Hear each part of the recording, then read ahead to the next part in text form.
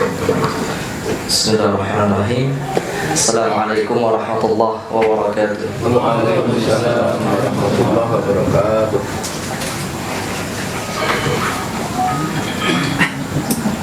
Alhamdulillahirabbil alamin. Wassalatu wassalamu al-atamani al-akmalani 'ala al-mab'uthi rahmatan lil 'alamin wa 'ala alihi wa sahbihi ajma'in wa man sara 'ala nahjihim wa iqtafa atharahum wastanna bi sunnatihim ila yaumiddin. Amma ba'd. Allahumma 'allimna ma yanfa'una wanfa'na warfa'na bima 'allamtana wazidna 'ilman wa 'amala wa faqihna fid din. Waghfir lana ya rabbal alamin.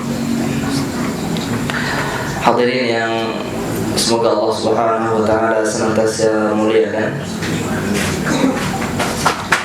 Alhamdulillah, syukur kepada Allah Subhanahu wa taala karena kemahabaikan Allah Azza wa Jalla, Allah masih berikan kita kenikmatan sampai malam hari ini. Allah Subhanahu wa taala masih bukakan hidayah pintu hati kita untuk menerima hidayahnya, sehingga walaupun dalam keadaan tubuh lelah, letih, capek ya. Udah berapa persen?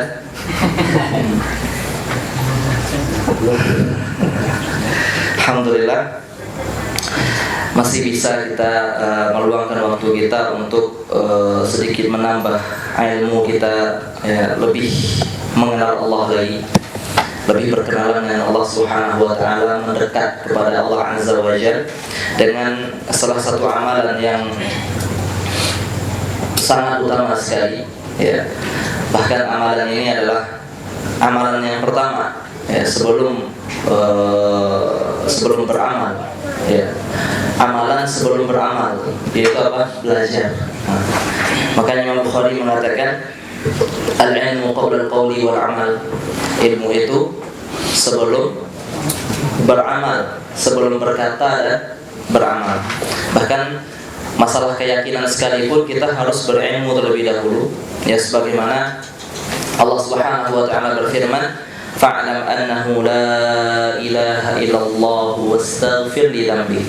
Fa'lam, ketahuilah, ilmuilah bahwasanya tiada yang berhak disembah selain Allah Subhanahu wa taala. Sehingga ilmu akidah kita ini tidak hanya sekedar bukan hanya sekedar doktrin semata ya, namun memang dibangun di atas ilmu, dibangun di atas ilmu, dibangun di atas keilmiahan, dia bangun di atas logika yang benar. Sehingga bukanlah sekedar doktrin saja, tapi memang sebuah kebenaran yang harus kita yakini ya, bahwasanya ini benar dan yang lain pasti salah ya, dan yang lain pasti salah ya. Itulah konsekuensi dari iman ya, itu konsekuensi dari iman. Tidak boleh kita mengatakan bisa jadi ya apa yang saya yakini benar, dan bisa jadi apa yang diyakini oleh orang lain benar gitu.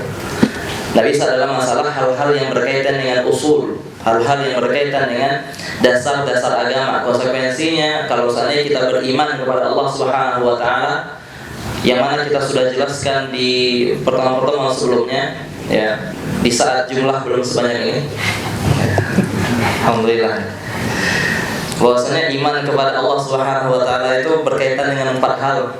Yang pertama tentang apa? Mana yang lama-lama ini? Tanggung jawab. Yang pertama iman kepada wujudnya Allah. Allah itu ada. Yang kedua beriman bahwasanya Allah itu yang menciptakan, Allah lah pemilik dan Allah yang ngatur alam semesta ini. Kemudian yang ketiga beriman bahwasanya Allah memiliki nama-nama yang indah, yang maha indah, dan sifat-sifat yang maha mulia. Kemudian yang keempat beriman bahwasanya Allah Subhanahu wa taala apa yang paling penting? Yang berhak disembah. Maka kalau seandainya ada orang yang melenceng dari 4 keyakinan ini, maka konsekuensi dari iman kita katakan itu salah. Ya, tidak boleh kita mengatakan bisa jadi itu juga benar. Tidak. Ya. Maka kalau seandainya ada orang yang mengatakan bahwasanya Tuhan itu ada 3, maka kita harus mengatakan itu akidah yang keliru. Itu akidah yang salah. Itu konsekuensi dari iman. Ya. Namun orang kadang-kadang ketika kita mengatakan orang salah berarti boleh dibunuh, itu. Tidak sampai sejauh itu. Ya. Itu banyak aturannya dalam Islam. Namun hal yang perlu kita tekankan, tidak boleh kita mengatakan bisa jadi dia benar. Semua agama ini sama saja. Ya, tidak boleh kalau seandainya semua agama saja, ngapain masih Islam sekarang? Ya, kalau seandainya semua agama sama, ngapain sampai sekarang KTP-nya masih Islam? Besok harusnya pindah. Ya, hari Senin Islam, Selasa Kristen, Rabu Hindu, Yahudi, pindah terus tuh. Ya, kenapa? Semua agama sama. Tapi masih kekeh dalam agama Islam itu. Ya kan jadi masalah kita. Ya. Ya, bahwasanya konsekuensi dari iman kita tidak boleh untuk mengatakan semua agama sama, enggak. Ya, bahkan orang-orang Kristen sekalipun dan orang yang agamanya di luar kita, mereka tidak akan mengatakan agama itu sama. Gitu. Nah, malah ada tokoh-tokoh Islam mengatakan agama sama. Ada tokoh Kristen aja nggak bilang agama sama. Sehingga mereka juga heran, kok orang Islam yang kita layani ini deh, gitu. Ya, pelayanan. Kok orang Islam ya gitu. Ya, sampai mereka juga terheran-heran gitu. Ya, mereka nggak pernah untuk datang ke situ gitu, untuk mereka belajar ini gitu. Ya, kok malah orang Islam yang datang. Ya, jadi konsekuensi dari iman yang seperti itu. Oleh karenanya alhamdulillah ya, sampai saat ini Allah Subhanahu wa taala masih tanamkan ke dalam hati kita ya bahwasanya keimanan dalam hati kita ya, dan kita berharap pada Allah Subhanahu wa taala semoga Allah istiqamahkan kita dalam di atas keimanan ini dan Allah tidak wafatkan kita kecuali dengan memiliki keimanan ini. Baik, ini masya Allah ya. Alhamdulillah ini sebuah kenikmatan juga, jumlah semakin banyak ya, dan diharapkan masing-masing dari kita akan semakin memperbanyak lagi ya, semakin memperbanyak lagi, karena kalau malam ini kan semakin sedikit alasan untuk tidak datang gitu. Kalau siang kan sibuk ya, kajian siang itu sibuk, kajian pagi sibuk gitu, pagi sampai sore sibuk gitu kan, hari Ahad pun sibuk karena main sama keluarga gitu. Kalau malam ngantuk. Cuma tinggal satu alasan, ngantuk. Itu aja lawannya satu gitu. Ya, cuma ketika Indonesia lawan Saudi kok bangun gitu. Tapi kalau misalnya itu ngaji harusnya lebih semangat lagi. Masya Allah. Ini ada pesan dari saya, harus suruh minum kopi dulu. Gitu mas, yang mana ini ya baristanya.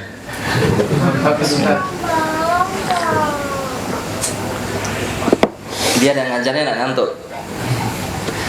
Baik, kita sudah di majelis ini dalam materi akidah kita sudah bahas tentang keimanan tentang Allah Subhanahu wa taala. Nah, dan kita juga sudah bahas tentang iman kepada malaikat.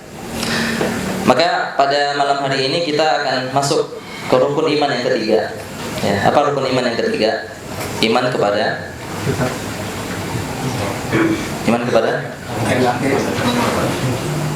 ada yang bilang kitab, ada yang bilang yaumul akhir, lagi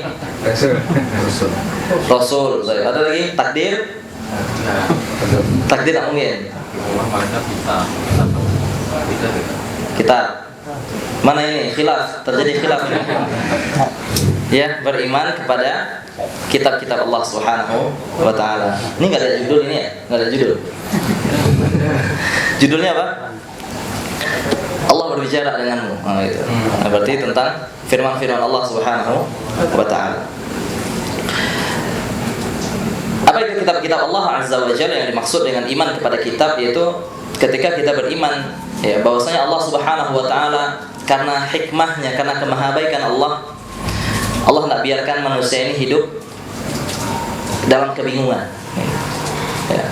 Maka Allah berfirman, ayahsabul insanu ayyutraka suda. Apakah manusia itu mengira bahwasanya dia akan dibiarkan begitu saja? Sebagaimana keyakinan orang-orang agnostik. Ya, mereka mengatakan mereka percaya adanya Tuhan, tapi Tuhan tidak ngurus kehidupan manusia, udah dibiarin aja gitu. Ya. Maka ini kita katakan kalau seandainya seperti itu sifat Tuhan, maka Tuhan tidak sempurna. Ya. Kenapa? Karena tidak bijak sekali ketika Allah Subhanahu wa taala menciptakan alam semesta dengan begitu indah dan rapinya. Ya. Allah ciptakan dengan saling cocok satu sama lainnya, ya. Sempurna. Tidak ada orang yang sampai sekarang bisa menciptakan alam semesta, tidak ada. Ya. Sesempurna itu Allah ciptakan, lalu Allah biarkan begitu saja dia berjalan tanpa Allah atur. Ya. Maka itu tanda ketidaksempurnaan Allah Subhanahu wa taala kalau seandainya kita berani mengatakan itu, ta'ala Allahu min dzalik. Ya. Kenapa? Karena manusia saja kalau seandainya ada yang seperti itu, dia buat bagus-bagus ya, kemudian dia telantarkan saja udah.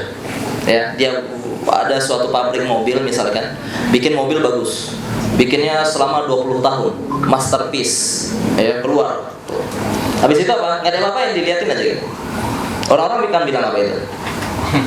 Ini agak stres ya, bikinnya agak stres ya. Kenapa nggak diproduksikan? Kenapa nggak disalur? Kenapa nggak dipakai gitu? Kenapa cuma dilihatin aja? Kenapa nggak diurus sampai rusak lagi itu mobil? Itu bukan suatu hal yang bijak. Kalau seandainya manusia saja yang penuh dengan kekurangan, dia punya sifat kebijakan yang seperti itu, bijak dia seperti itu, maka Tuhan akan lebih sempurna lagi. Ya. Maka Allah akan lebih sempurna lagi. Tidak mungkin Allah ciptakan makhluk yang seindah ini. Ya, kemudian setelah itu Allah biarkan dia begitu saja hancur-hancurlah, rusak-rusaklah. Pasti diatur oleh Allah Subhanahu wa taala.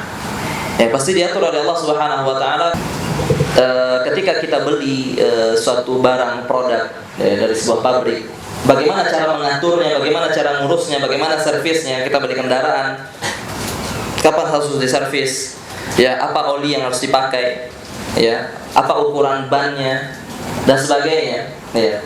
Kita harus ngerti itu agar kita bisa merawatnya. Ya. Maka kita lihatnya di mana ya? Buku petunjuknya, buku manualnya. Ya.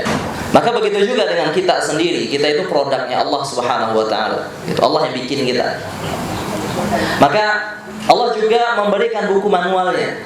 Allah berikan buku petunjuknya bagaimana cara merawat diri kita. Ya, bagaimana agar diri kita diterawat dan mendapatkan kehidupan yang baik di dunia, apalagi nanti di akhirat. Allah tunjukkan itu di mana? Di kitab-kitab Allah Azza wa Jalla. Karena kemahabaikan Allah tidak biarkan begitu saja kita hancur-hancuran, ya. Yang penting cari ridha Allah, entah gimana caranya, yang penting ridha Allah. Tidak mungkin bisa kita mengetahui apa yang Allah sukai, kecuali Allah yang ngasih tahu sendiri apa yang Allah sukai. Ya. Maka itulah Allah turunkan kitab-kitabnya. Tidak hanya Al-Quran. Ya, dari sebelum-sebelumnya Allah Subhanahu wa taala turunkan kitab-kitab ini kepada setiap nabi. Ya. Apa saja kitab-kitab yang Allah beritahukan ke kita? Taurat turunkan untuk Nabi siapa? Nabi Musa alaihissalam. Kemudian Zabur Allah turunkan kepada siapa? Daud. Baik. Kemudian siapa apa lagi? Injil Allah turunkan kepada siapa? Isa. Baik. Siapa lagi? Apa lagi? Al-Quran Allah turunkan ke siapa? Nabi Muhammad SAW. Ada lagi? Suhuf Ibrahim. Ya, Suhuf Ibrahim. Yang lain wallahu a'lam. Ya, yang lain kita tidak tahu.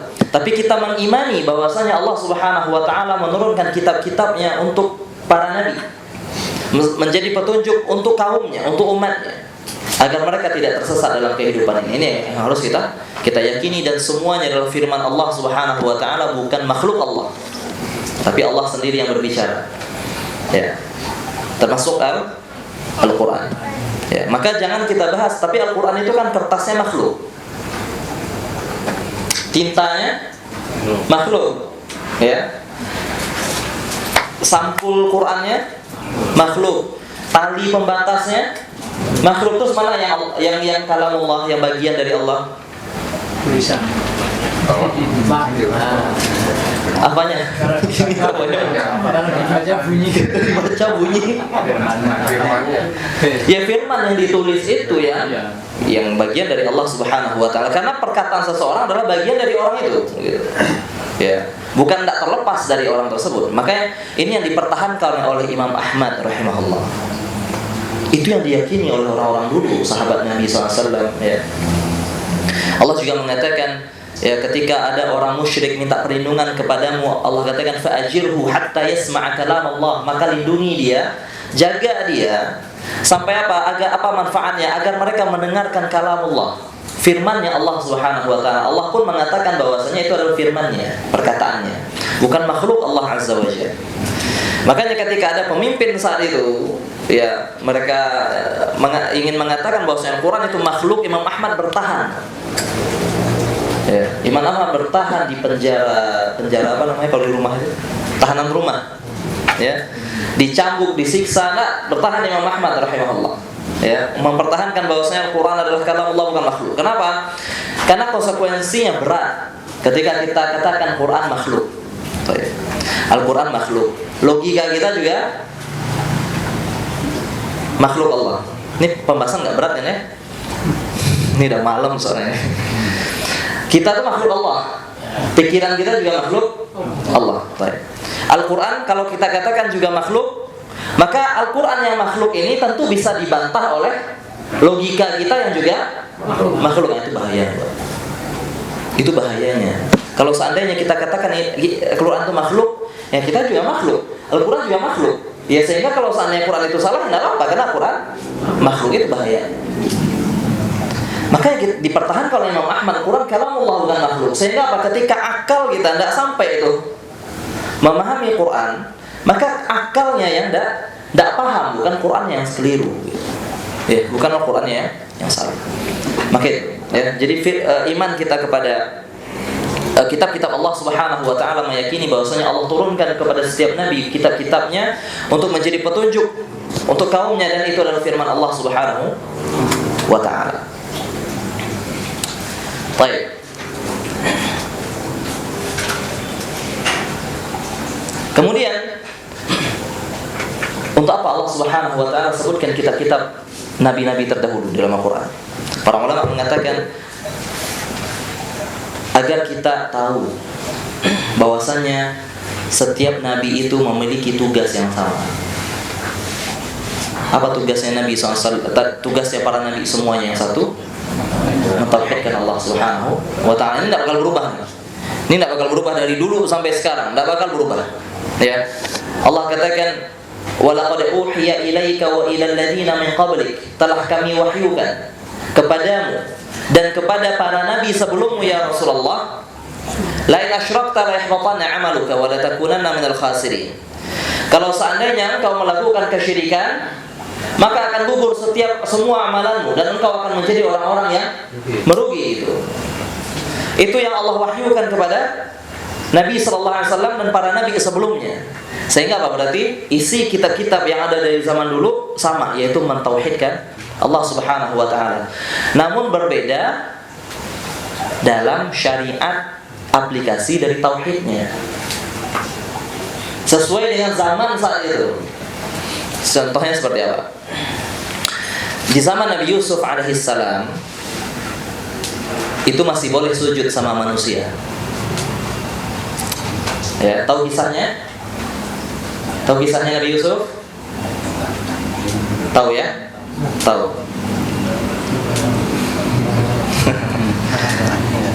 Awalnya dibuang sama saudaranya. Ketika di akhir kisahnya, ketika kumpul semuanya, apa yang dilakukan oleh Nabi Yakub dan istri 11. Apa yang dilakukan? Sujud kepada siapa? Nabi Yusuf alaihissalam. Boleh? Boleh. Nah, mungkin tak boleh. Udah Nabi ini yang ngerjain. Nabi yang ngerjain. Malaikat sujud sama Adam. Ya, malaikat sujud sama Adam boleh? Boleh. Allah yang nyuruh. Masa kita bilang tak boleh? Allah yang nyuruh. Cuman itu tak boleh lagi di zaman Nabi Muhammad sallallahu alaihi wasallam. Sujud penghormatan dulu boleh. Itu bukan sujud ibadah tapi sujud penghormatan. Boleh dulu. Di zaman Nabi SAW sudah tidak boleh lagi sujud penghormatan. Makanya Nabi SAW mengatakan, "Lau kuntu amiran ahadan ayasjuda li ahadin." Kalau seandainya aku masih dibolehkan oleh Allah Subhanahu wa taala menyuruh seseorang untuk sujud kepada orang lain, la amartul mar'ata an tasjuda li zawjiha. Maka aku akan perintahkan seorang wanita sujud kepada suaminya. Semangat sekali para suami jawab. Saya nggak didengar istri. Oh, nggak dengar ya. Baik. Jadi intinya Pak, Nabi SAW kalau seandainya masih boleh dibolehkan menyuruh orang untuk sujud penghormatan. Orang yang pertama kali diperintahkan Nabi SAW adalah seorang wanita sujud ke suaminya. Namun tidak boleh lagi. Tidak boleh lagi. Kenapa? Ya karena kita tahu bahwasanya umat ini tidak cocok dengan syariat itu.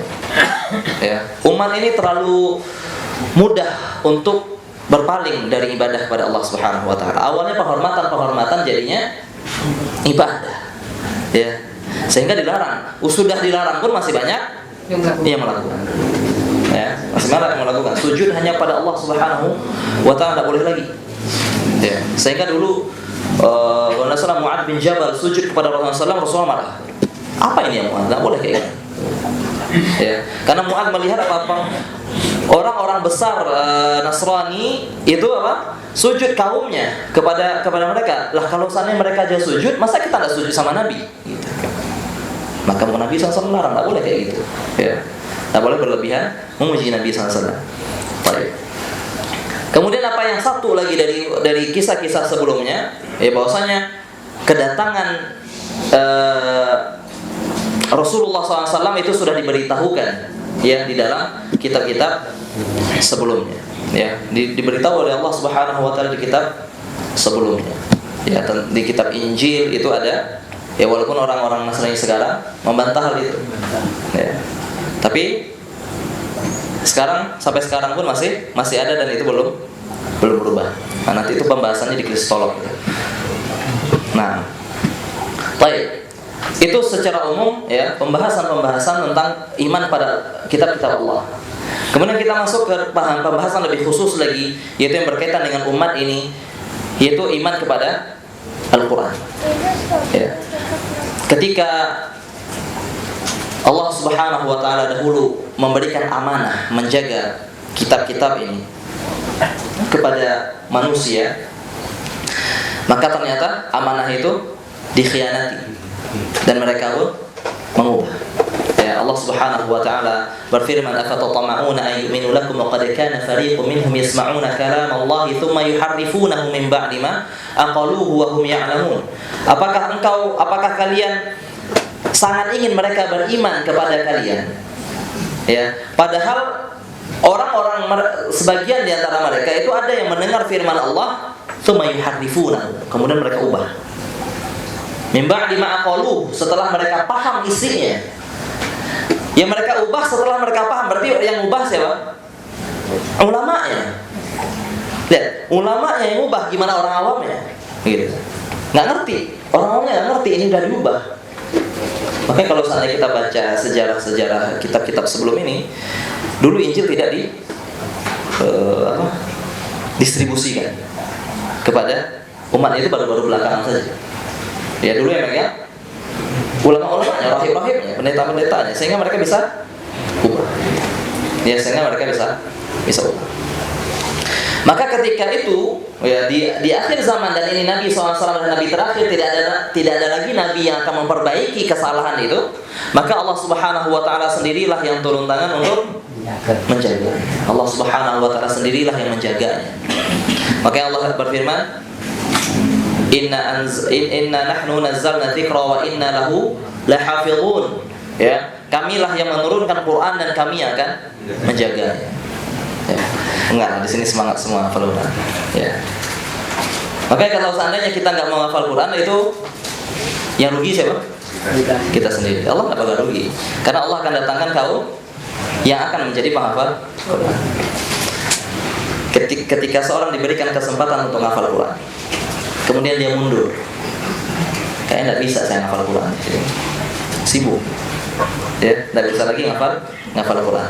Maka ketahuilah, sebelumnya Allah Subhanahu wa taala sudah pilih kita untuk jadi prajuritnya, untuk menjadi orang-orang yang berada di barisan Allah Subhanahu wa taala, menjadi pejuang agama Allah. Kemudian kita memilih untuk mengundurkan diri, maka yang rugi siapa? Diri kita sendiri. Ya, diri kita sendiri, bukan Allah Subhanahu wa ta'ala. Makanya dalam sebuah ayat itu Allah katakan, fa in tatawallaw yastabdil qauman ghairakum thumma la yakunu amsalakum, kata Allah. Ya, apa kata Allah Subhanahu wa taala, kalau seandainya kalian berpaling dari agama ini, maka Allah Subhanahu wa taala akan datangkan orang-orang lain yang akan memikul beban tugas menyampaikan agama ini, wala yakunu amsalakum, dan mereka tidak akan sama seperti kalian. Ancaman Allah Subhanahu wa taala, pergilah. Ya. Setelah Allah berikan hidayah, kemudian kita masih berpaling setelah itu, Allah pergi. Ya, pergilah. Karena Allah akan datangkan orang lain yang akan gantikan posisi kita. Kita sendiri yang rugi. Sudah diberikan hidayah dan kita datang, kemudian setelah itu kita mundur. Gitu. Allah akan ganti dengan orang lain. Gitu. Ya. Makanya Allah jaga Al-Quran ini dengan adanya para penghafal Quran. Ya, para penghafal Quran. Allah berfirman, dan ini salah satu mukjizat ya dari Quran. Allah katakan, walaqad yassarna al-Quran lidzikri fahal min mudzakir. Ya. Kami telah mudahkan Quran ini untuk diingat, untuk diambil pelajarannya. Namun pertanyaannya adalah fahal min mudzakir. Apa pertanyaannya? Adakah yang mau mengingatnya? Ya. Pertanyaannya adalah adakah yang mau mengingatnya? Bukan adakah yang mampu mengingatnya, tapi adakah yang mau mengingatnya? Karena kalau seandainya mau, insya Allah akan ada jalan. Baik, yakin? Yakin. Berarti mulai besok harus menghafal Quran. Satu hari berapa ayat? Berapa ayat? Insya Allah berapa ayat? Ada yang berani? Satu hari satu ayat. Ya, nggak bisa satu ayat. Satu hari satu baris. Ya. Terus kapan hafalnya? Nggak usah pikirkan kapan hafalnya. Kapan mulainya? Itu pertanyaannya, kapan mulainya, bukan kapan hafalnya.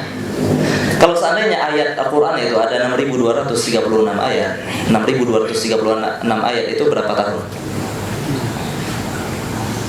300 hari itu 1 tahun. Nah, 3.000 berarti 10 tahun, 20 tahun. Kalau seandainya di umur 20 dulu mulai, seandainya udah nggak boleh seandainya.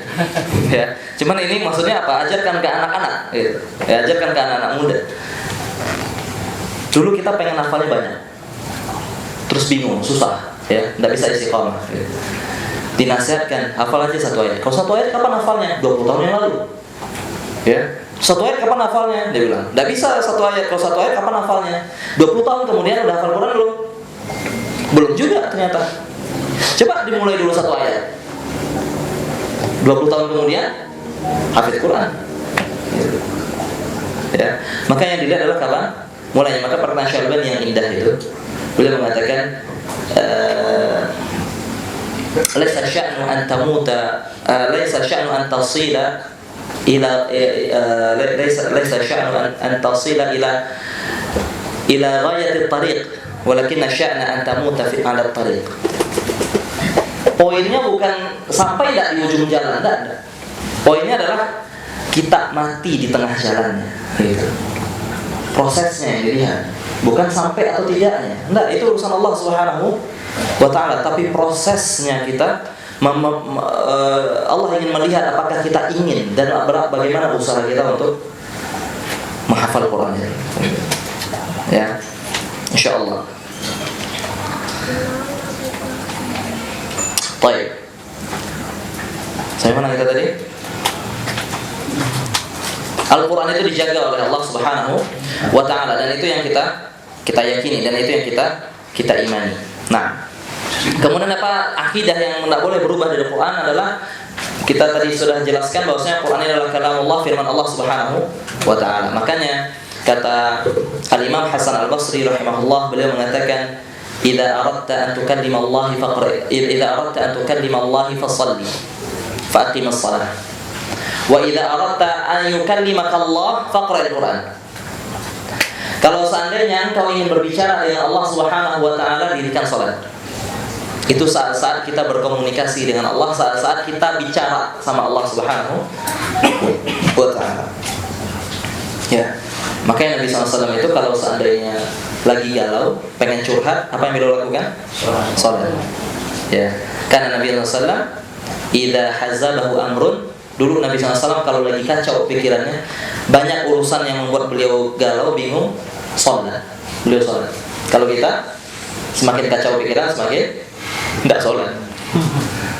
Ya. Maka jangan, ya. Maka rasakan bahwa kita pengen cari teman nih untuk curhat, ya. Pengen cari teman untuk curhat, gitu. Apalagi ibu-ibu, ya kan? Wanita hanya ingin didengar, gitu. Tidak usah dijawab, dengerin aja. Gitu. Maka saat yang tepat untuk curhat adalah dengan Allah Subhanahu wa ta'ala. Kadukan semuanya pada Allah Subhanahu wa ta'ala. Itu saat-saat kita berbicara dengan Allah. Kemudian apa kata beliau? Wa idza aradta an yukallimaka Allah faqra'il Qur'an. Tapi kalau seandainya engkau ingin Allah bicara denganmu, baca Quran. Itu adalah waktu-waktu Allah berbicara dengan kita. Seperti kita baca surat. Ya. Di sini idola Ronaldo atau Messi? Saya suka pun. Nggak suka bola, alhamdulillah Pak. Bersyukurlah kepada Allah telah diselamatkan dari cinta bola. Ya. Tapi anggaplah misalkan ada orang-orang banyak sekarang mengidolakan orang-orang luar. Ya. Datang surat. Ya. Nggak ngerti. Bahasanya bahasa Spanyol, bahasanya bahasa Portugal, bahasanya bahasa Inggris dan sebagainya, nggak ngerti kita. Tapi orang ini orang kita idolakan. Pas dapat surat itu, gimana perasaan? Senang. Pas buka suratnya, nggak ngerti bahasanya, apa yang kita lakukan? Translate. Baik. Sekarang datang surat dari Allah. Cinta Allah. Cinta.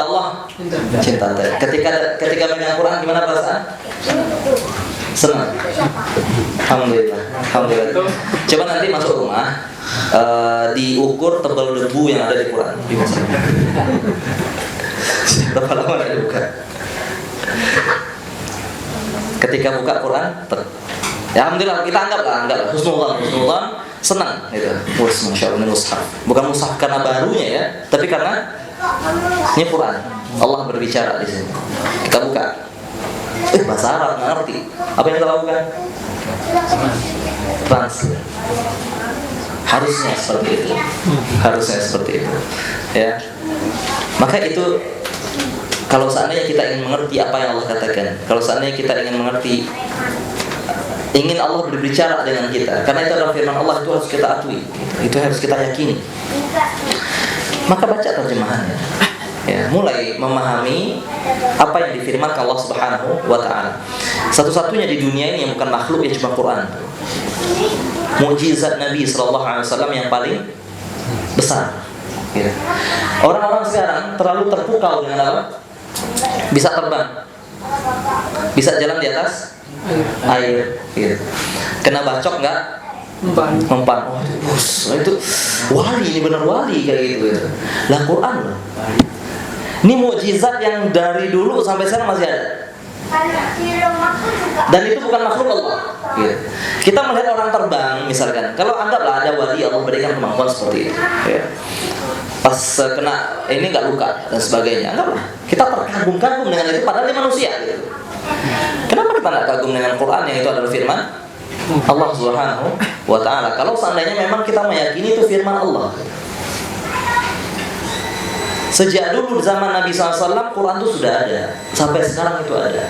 Gimana kalau seandainya kita buka, kita rasakan, ini Allah lagi bicara nih sama saya. Ya, lagi bicara nih. Ya, rasakan langsung ke diri kita ketika kita baca Al-Quran. Kemudian kita ingat, Al-Quran yang kita baca sekarang dulu juga dibaca oleh Rasulullah SAW. Ya. Makanya para ulama katakan itu salah satu cara membuat kita merasakan keindahan dalam ibadah itu adalah merasakan bahwasanya apa yang kita kerjakan sekarang dulu juga dikerjakan oleh Nabi SAW. Ketika kita sholat, dulu Nabi juga sholat zuhur. Ketika kita sholat asar, dulu Nabi juga sholat asar. Kita sedang mengerjakan apa yang dulu pernah dilakukan oleh Nabi SAW. Nah, ketika kita baca Quran, ayat yang kita baca ini, dulu Nabi SAW juga pernah baca ayat ini. Ya, orang-orang kan gitu. Dulu Orang yang sangat cinta dengan orang tuanya, ya, pas dia pulang kampung dilihat ini dulu jalan pernah dilewati, jalan yang sering dilewati oleh ayah. Jadi ingat ya, senang dia gitu, merasakan hal itu. Ya, maka itu juga yang kita, kalau seandainya kita benar-benar mengatakan kita cinta sama Allah, kita cinta sama Rasulullah SAW, maka kita hadirkan rasa itu ketika baca Quran. Senang tuh ketika baca. Ya. Tapi terkadang seringnya ngantuk ya. Sering ngantuk. Ya. Maka kalau seandainya pas ngantuk, paksa terus untuk baca Quran, karena hati kita sedang sakit. Nah, hati kita sedang terluka, dikasih obat luka. Nah, ketika tangan kita luka dikasih obat luka, rasanya pedih. Maka ketika hati itu luka, sakit, dikasih obat, dia meronta-ronta. Sehingga dia jawab, dia mudah datang lagi syaitannya, tidur aja. Tambah oke itu. Ya. Maka lawan, paksa. Ya, benar-benar datang rasa cinta kepada Quran. Nah, udah jam berapa ini? Bismillah. Baik, kemudian keyakinan kita tentang Quran juga bahwasanya Quran ini menghapus hukum-hukum sebelumnya. Ya, Al-Quran adalah penyempurna dan menjadi hakim, ya, atas hukum-hukum yang ada di sebelumnya di kitab-kitab lain. Ya. Maka kalau seandainya kita mendapatkan cerita-cerita Israiliyat, kalau seandainya kita membaca misalkan atau kita dapatlah dari orang misalkan, jangan baca tentang Injil misalkan atau tentang Taurat misalkan, ya. Taurat itu di mana sekarang kitabnya? Taurat masih ada enggak? Hah? Masih perjanjian? Hah? Di mana? Perjanjian lama dicetak bersamaan Perjanjian baru itu apa? Injil. Nah, jadi Injil itu kalau kita lihat tuh ada awalnya perjanjian lama tuh Taurat, perjanjian barunya Injil. Ada satu hukum gitu, atau ada satu kisah, maka tidak boleh kita percaya sampai kita temukan kebenarannya dalam Quran, karena takutnya itu yang sudah diubah. Ataupun kalau seandainya ada hukum yang memang dulu diterapkan di zaman Bani Israel, ya, maka itu semuanya sudah dihapus oleh Al-Quran ada lagi. Ya. Allah katakan, wa anzalna ilaikal kitab bil haqq musaddiqan lima baina yadayhi minal kitabi wa muhaiminan alaih. Ya. Kami turunkan kepadamu Al-Quran dengan kebenaran untuk membenarkan kitab-kitab sebelummu, wa muhaiminan alaih, dan menjadi hakim untuk kitab-kitab sebelum. Ya. Pemutus hukum udah Quran semua. Ya. Sehingga Nabi SAW ketika melihat Umar bin Khattab radhiyallahu anhu itu baca Injil, maka Nabi SAW marah. Saya baca Taurat, ya. Nabi SAW marah. Ya, kalau seandainya Musa masih hidup, kata beliau, maka ma wasi'ahu illa ayatabi'an. Pasti Musa harus ikuti aturan. Ya. Kata Nabi SAW. Oleh karenanya nanti Nabi Isa ketika turun, maka dia akan mengikuti ajarannya Nabi Muhammad SAW, beliau sebagai qadhi hakim, ya, dan memutuskan sesuai syariat Nabi Muhammad SAW. Pengen ketemu Nabi Isa? Pengen ketemu Nabi Isa di dunia ini? Kok nggak ada jawab? Pengen atau tidak? Udah pengen? Ketemu Nabi nggak pengen? Pengen Pak ya? Pengen insyaallah. Tapi harus lewati Dajjal ya Pak.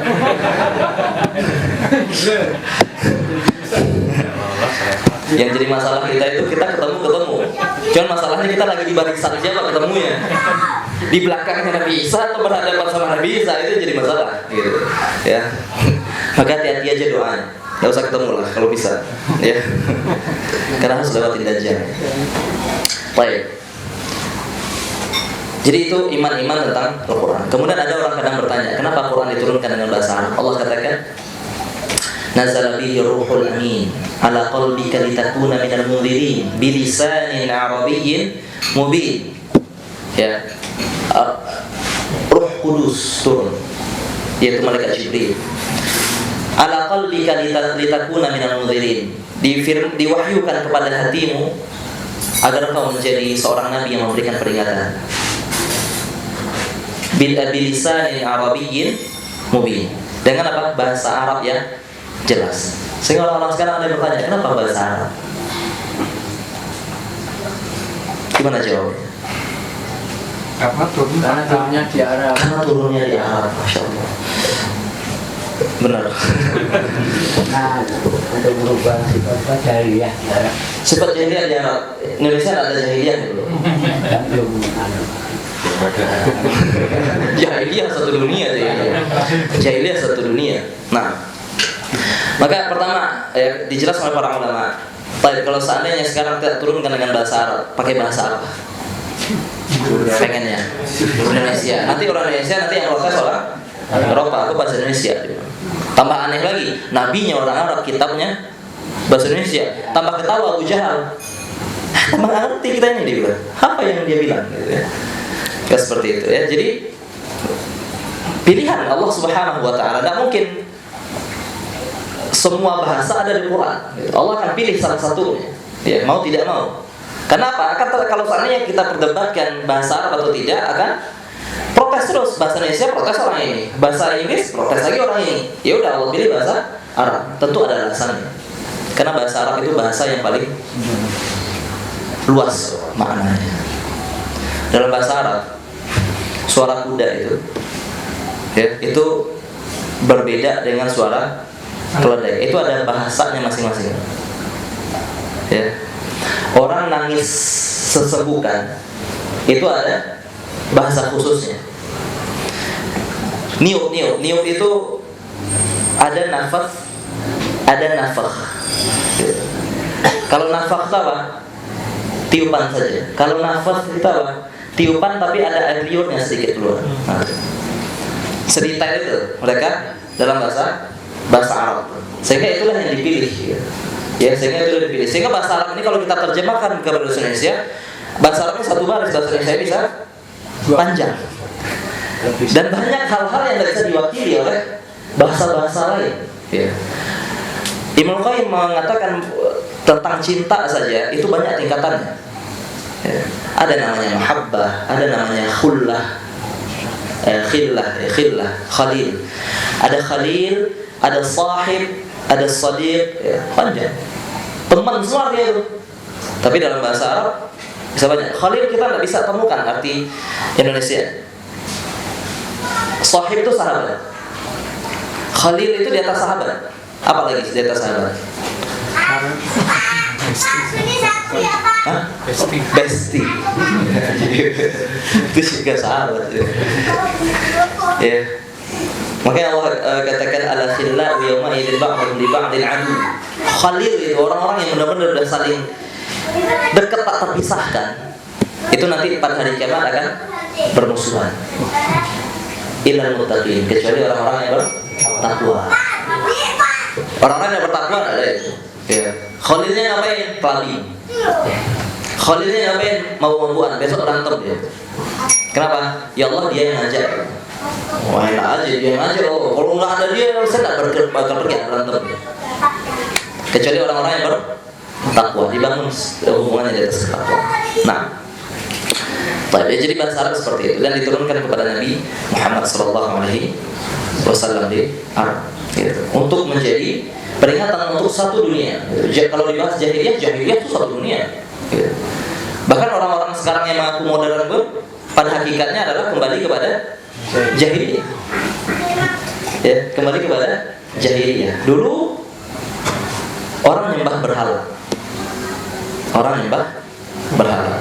Kemudian diubah oleh Islam menyembah Allah Subhanahu wa taala. Kemudian sekarang kembali lagi berhala dengan cara dengan metode yang bermacam-macam. Gitu. Dulu orang mabuk-mabukan.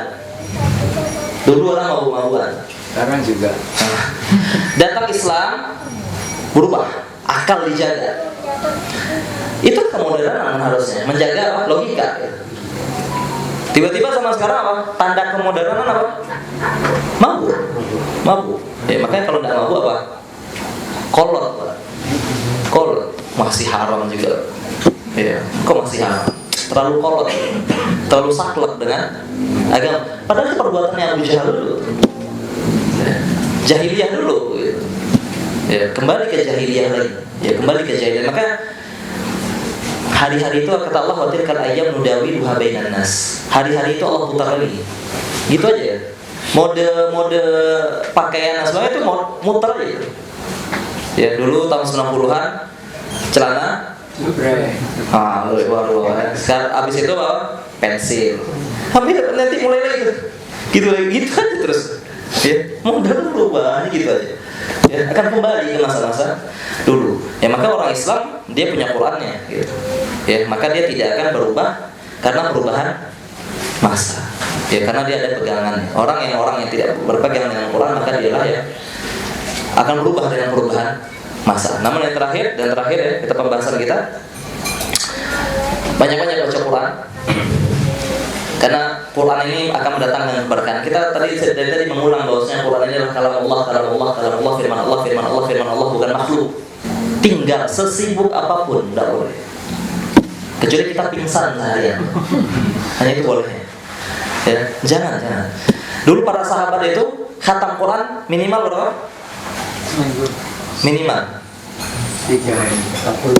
Minimal berapa?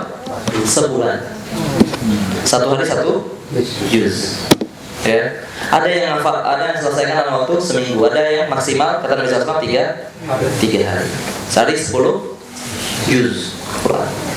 Ya. Tapi pernah suatu waktu di kondisi-kondisi tertentu, ya, ada yang menyelesaikan dalam 1 hari. Utsman bin Affan dalam 1 rakaat. Nah, kalau usah kita bahas Utsman bin Affan ya. 1 halaman aja dulu. Ya, 1 halaman aja dulu. Tapi terus ada. Orang-orang dulu mengatakan, ya, kami menganggap bahwasanya orang-orang yang lewat dari sebelah itu orang-orang malas. Kata orang-orang dulu. Ada orang yang khatam Quran selama sebulan, maka itu orang malas. Dulu ada cerita seorang ulama, dia belajar hadis, belajar ilmu, penuntut ilmu. Dia minta nasihat ke pamannya juga seorang ulama. Katanya gimana agar saya itu bisa mendengarkan banyak hadis dan hafal banyak hadis. Kata beliau, perbanyak baca Quran. Aktsir min tilawatil Quran. Perbanyak baca Quran. Baik, secara logika ini nggak ada baca Quran saja, baca Qurannya sedikit. Itu dapat hadisnya cuma segini. Ya. Ini sekarang disuruh banyakin baca Quran, akan habis waktunya untuk baca Quran. Berarti secara logika waktu untuk nyari hadis semakin sedikit. Itu secara logika. Tapi dia percaya kata lawannya. Oke, dia terapkan. Fawajadtu dzalik. Nanti itu terbukti. Fa'uksiru min tilawatil Quran, dia bilang, maka saya perbanyak baca Quran, maka semakin banyak hadis yang bisa saya dengar. Kenapa? Karena waktunya diberkahi Allah Subhanahu wa taala. Gitu. Ya. Kerjaan yang harusnya selesai 2 hari, selesai 3 hari, ternyata ketika itu Allah berkahi waktunya, Allah bukakan pikirannya, dia bisa selesai karena waktunya singkat. Dan waktu yang singkat. Nah, itu keimanan. Ya. Gimana tidak diberkahi oleh Allah Subhanahu wa taala kalau seandainya hari-hari kita dihiasi dengan apa? Firman Allah, bukan makhluk. Firman Allah. Ya.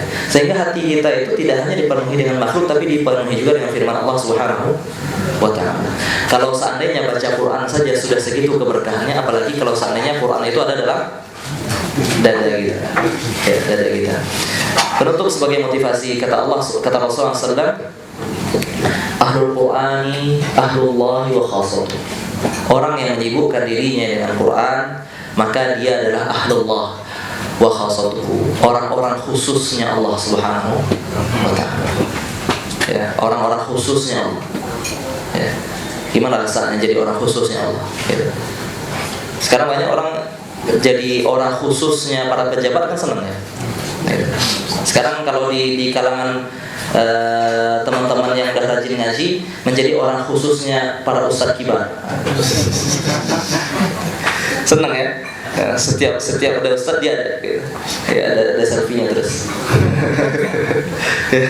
Senang gitu, senang dekat dengan orang-orang yang bisa, yang orang-orang besar gitu. Ya, senang dekat dengan orang-orang besar. Terus gimana perasaan kita ketika dekat dengan penciptanya orang-orang besar. Penciptanya Allah Subhanahu penciptanya makhluk gitu. Ya Allah Subhanahu wa ta'ala yang menciptakan alam semesta ini tidak hanya satu orang besar, bukan hanya satu Indonesia, tapi alam semesta ini adalah milik Allah Subhanahu wa ta'ala, dan kita menjadi orang khusus. Dan kita menjadi orang khususnya kapan? Ketika kita sibukkan waktu kita dengan Al-Quran. Ya. Baik kita hafalkan, baik kita baca, baik kita tadabburi, baik kita baca terjemahannya. Yang penting ada hari-hari itu kita isi dengan Al-Quran. Wallahu ta'ala a'lam. Kalau seandainya ada pertanyaan, silakan.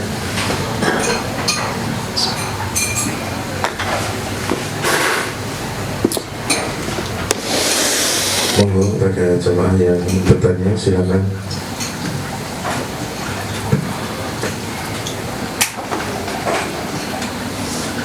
Silakan, Pak. Terima kasih. Kitab suci umat Islam adalah Al-Quran, yang artinya bacaan. Tapi kitab suci itu juga mempunyai nama yang lain, Al-Huda, petunjuk. Bukan hanya sekedar dibaca, tapi sebagai petunjuk. Mohon maaf, untuk menjalankan sebagai petunjuk itu bagaimana, Ustaz? Terima kasih. Bagaimana Quran itu bisa menjadi petunjuk? Nah, yang pertama, masalah petunjuk ini Allah Subhanahu wa ta'ala menggunakan dua redaksi. Allah pertama mengatakan hudal linnas wa bayyinatin minal huda wal furqan. Ketika Allah katakan syahrul Ramadan alladzi unzila fihi al-Quran, bulan Ramadan Allah turunkan Al-Quran. Sebagai apa? Petunjuk untuk siapa? Manusia. Sifat Quran itu dari awalnya adalah petunjuk, dan yang membedakan antara kebenaran dan kebatilan. Dan artian apa? Segala sesuatu yang ada dalam Al-Quran pasti benar, dan segala sesuatu yang bertentangan dengan Al-Quran pasti salah, itu iman. Ya, sehingga tidak boleh ketika ada penelitian ilmiah sesuai dengan Quran, biasanya kita akan mengatakan apa? Ada penelitian ilmiah, terbukti ayat Quran juga membahas yang sama. Kebanyakan orang bilang apa? Oh, benar Qurannya. Ya, oh berarti pas di Quran, benar Qurannya dia. Waktu kelirunya besar. Kelirunya besar. Kenapa? Kita jadikan penelitian ilmiah sebagai apa? Pembuktian Quran. Berarti selama ini apa? Quran ini masih ragu kita. Pas dibuktikan dengan ilmiah, benar Quran. Salah. Ketika ada penelitian ilmiah sesuai dengan Quran, penelitiannya benar. Penelitiannya yang benar. Ya. Kenapa Quran ini dia adalah patokan kebenarannya, ini firman Allah. Hukum alam yang Allah ciptakan, hukum alam yang ada di dunia ini Allah nyiptain. Tidak mungkin ada hukum alam bertentangan dengan Quran, tidak mungkin. Ini Quran firman Allah, Allah yang berbicara, tidak mungkin bertentangan. Maka Quran ini adalah hakimnya. Ya. Maka dikatakan hudal linnas. Tapi siapa yang bisa mendapatkan petunjuk Quran? Dalam artian yang menjalani petunjuknya. Karena orang dia baca Quran, dia tahu itu benar, tapi banyak yang tidak mau menjalankannya. Jadi Quran itu secara zatnya dia petunjuk. Kita baca ada yang bertentangan Quran, berarti itu keliru, salah. Tapi siapa yang bisa menjalankan petunjuk Quran? Allah katakan hudal lil muttaqin. Petunjuk untuk orang-orang yang bertakwa. Hanya orang-orang yang bertakwa kepada Allah Subhanahu wa ta'ala yang bisa menjalankan petunjuk Quran. Yang bisa menjalankan petunjuk Quran. Maka orang-orang yang tidak bertakwa pada Allah, kita sebutkan Quran berkali-kali pun di depan telinganya, tidak bakal dia ambil itu sebagai petunjuk. Kenapa? Karena dia tidak ada ketakwaan dalam hati. Ya, tidak ada ketakwaan dalam hati. Bagaimana bisa memunculkan rasa takwa? Dengan cara belajar. Kata Nabi sallallahu alaihi wasallam, "Inni a'lamukum billahi wa atqakum lahu." Aku itu yang paling berilmu tentang Allah, dan aku yang paling bertakwa kepada Allah. Para ulama katakan, kenapa Nabi SAW gandengkan dua ini? Karena dengan ilmu lah orang bertakwa. Semakin dia punya ilmu tentang Allah, semakin dia bertakwa kepada Allah Subhanahu wa ta'ala. Semakin dia jauh dari ilmu, semakin dia jauh dari ketakwaan. Semakin bertambah ilmu, bertambah rasa takutnya kepada Allah. Innama yakhsyallaha min ibadihi ulama. Yang takut pada Allah itu hanyalah para ulama. Ya. Maka dari mana? Dari ilmu.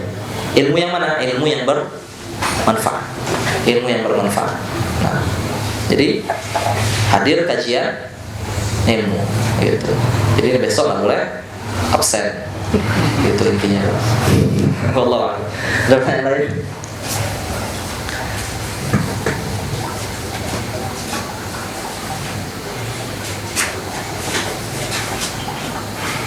Udah jam ngantuk soalnya.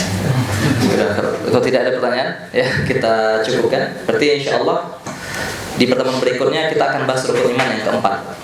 Ya, kita dari awal kita katakan kenapa kita bahas rukun iman? Karena